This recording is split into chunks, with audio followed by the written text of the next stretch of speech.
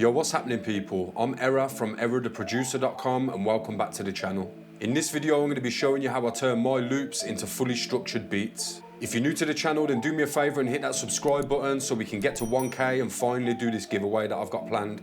Now with all that said, let's turn this loop into a full beat. Era on the track. So the structure of your beat is actually going to have quite a big impact on whether a rapper's going to want to jump on it or not. This video is going to show you what I think is the best universal structure for arranging your beats. So at the moment I've just got this 16 bar loop and I'm going to be turning this into a full beat and taking you over each step. So I'll just let you have a quick listen to it before I get into the arrangement.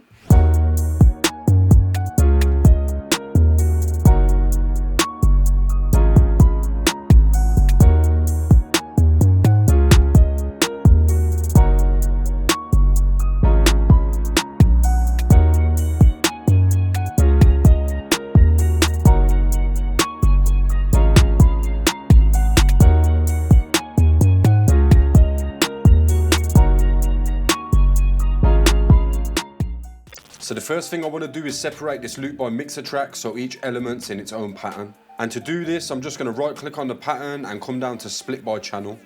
I can then select all of these clips and drag them back into the playlist. Next I'm going to take all of these clips and move them across to the 8 bar mark. This is going to save me some room for the intro. I choose to go with an 8 bar intro because these days the attention span of the listener is getting shorter, so you just want to get to the drop as soon as possible. I think that 4 bars is far too short, so 8 bars is a happy medium. This beat's only got 2 melodic elements, which are a piano and a lead guitar. During the intro, you don't want to give everything away straight away, so I'm only going to be using the piano. So I'm just going to shorten this piano track so I can copy it across to my intro, and then I can stretch this one back out again. This piano has some passing notes, so I'm going to make this intro piece unique so I can strip it down to just a basic chord progression. Inside this clip, I'm just going to start taking away some of these passing notes, so all I'm left with are the basic chords. Just so this intro piece doesn't sound so empty and still, I'm using a fruity filter and I'm just going to automate the cutoff. With the piano being the only element in the intro, the fruity filter is going to allow it to sweep in, creating a build-up effect.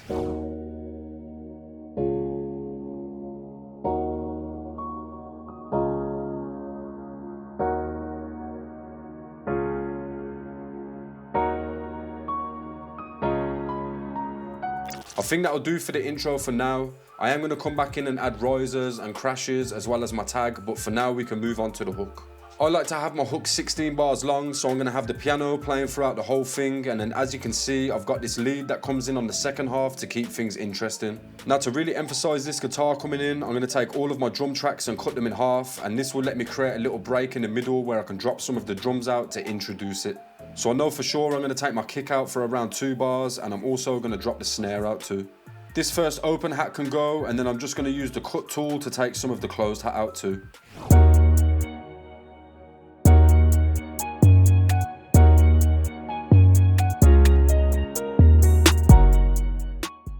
So I've dropped all the elements that I want out of the middle of the chorus, and they're all going to come back in around 2 bars later.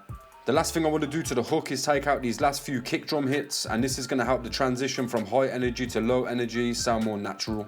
For the verse, I'm actually going to do the same thing that I did with the intro by copying the piano across and making it unique. The verse is also going to be 16 bars, but we don't want it to sound too repetitive.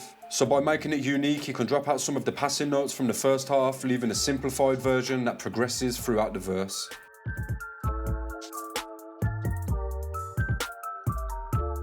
Next, I need to work out what drum elements I want playing throughout the verse. I don't usually have too many kicks in my verse as the 808 is quite punchy, and I prefer for my verses to be quite simple so the rapper has a lot of room to work with. So I think I'm just going to take my kick pattern and only have it playing on the second half.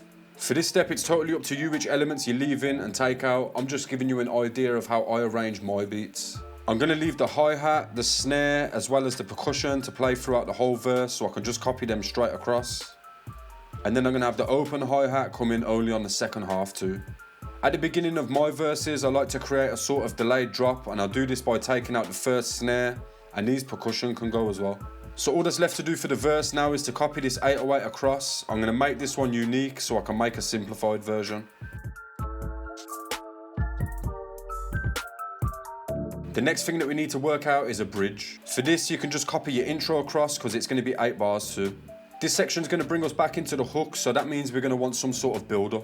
I'm going to copy this hi-hat pattern into this section, and then I'm going to use the same trick as I did on the intro with the fruity filter.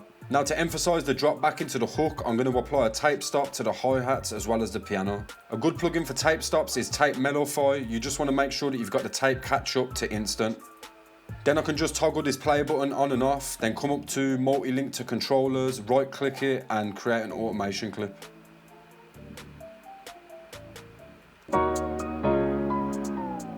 To copy the same instance of Tape Mellowify onto my hi-hats, I'm just going to come down to where it says Save Preset As and drag that straight onto the closed hat.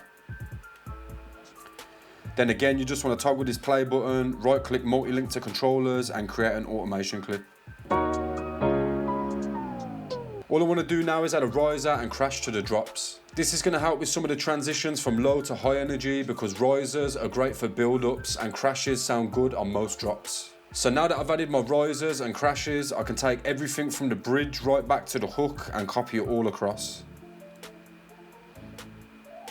And that's pretty much it really. That 16 bar loop that we started with is now a full beat and it sounds like this. On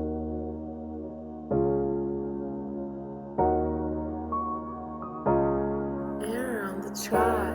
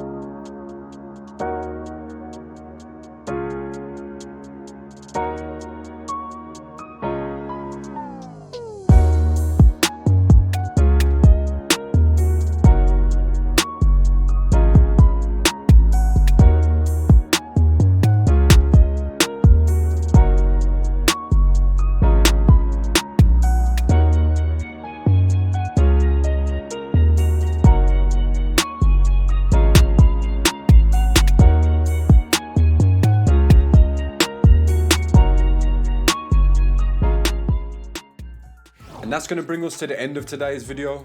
Hopefully after watching this you'll have an idea of how to structure beats so they can be rapped on. If you enjoyed the video or if you learned anything new from it, then make sure to smash the like button before you leave, and if you're new to the channel then do me a favour and hit that subscribe button too. We're literally so close to 1k now, and as soon as we get there I'm going to be hosting a giveaway with some cool prizes to be won. Big shout out to anybody that made it all the way to the end of the video. I've been Era, thanks again for watching and I'll catch you in the next one.